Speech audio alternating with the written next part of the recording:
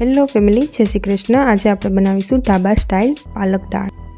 એકદમ સરળ રીતે આપણે કુકરમાં બનાવીશું। 10 થી 15 મિનિટમાં તમારી પાલક દાળ રેડી થઈ જશે। તો ચાલો આપણે બનાવીએ। સૌથી પહેલા આપણે કુકરમાં લઈ લઈશું તેલ। પછી એમાં ગરમ મસાલા એડ કરીશું। બાદિયા, તજ, સૂકું લાલ મરચું, આખું જીરું અને હિંગ લેવાની છે। પછી એમાં એક ઝીણી સમારેલી ડુંગળી લીધી છે મેં, એક ટમેટું લીધું છે ઝીણું સમારેલું। પછી આપણે તેને સાતળી લેવાનું છે।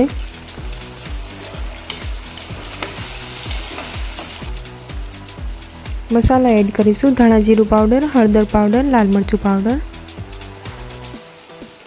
મિક્સ કરી દઈશું।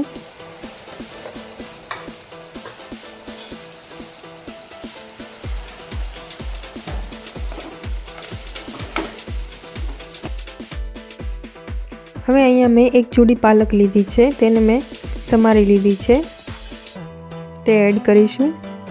અને ચણાની દાળ લીધી છે, જેને મેં કલાક માટે પલાળી રાખી હતી। હવે ચણાની દાળ એડ કરી દઈશું।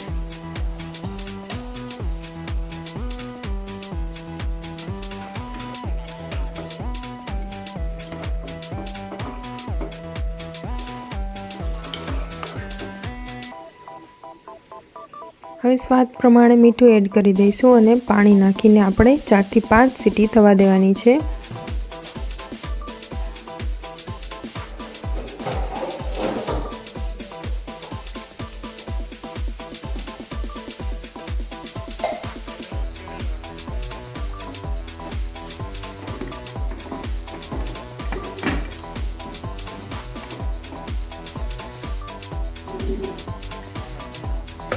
તો દાળ તૈયાર થઈ ગઈ છે। દાળ તમે રાઈસ સાથે, પરાઠા સાથે, રોટી સાથે લઈ શકો છો। એકદમ ટેસ્ટી અને હેલ્ધી, એકદમ સરળ રેસીપી છે, એકવાર ટ્રાય કરજો। તમને મારી રેસીપી પસંદ આવતી હોય તો લાઈક, શેર અને સબસ્ક્રાઈબ કરજો। હવે આપણે દાળને એક બાઉલમાં કાઢી લઈશું।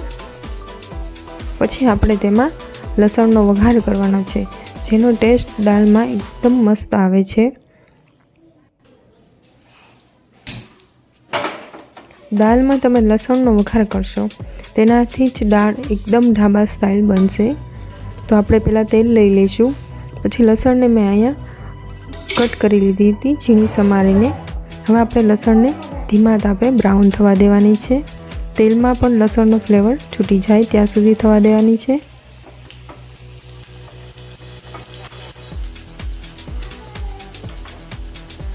જોઈ શકો છો થોડી બ્રાઉન થઈ ગઈ છે।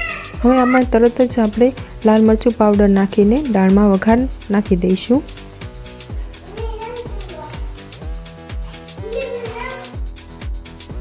તો થઈ ગઈ છે તૈયાર પાલક દાળ। ચાલો બધા જમવા માટે। એકદમ ઇઝી રેસીપી છે, તો એકવાર જરૂરથી ટ્રાય કરજો। થેન્ક યુ મારા વિડીયોને જોવા માટે।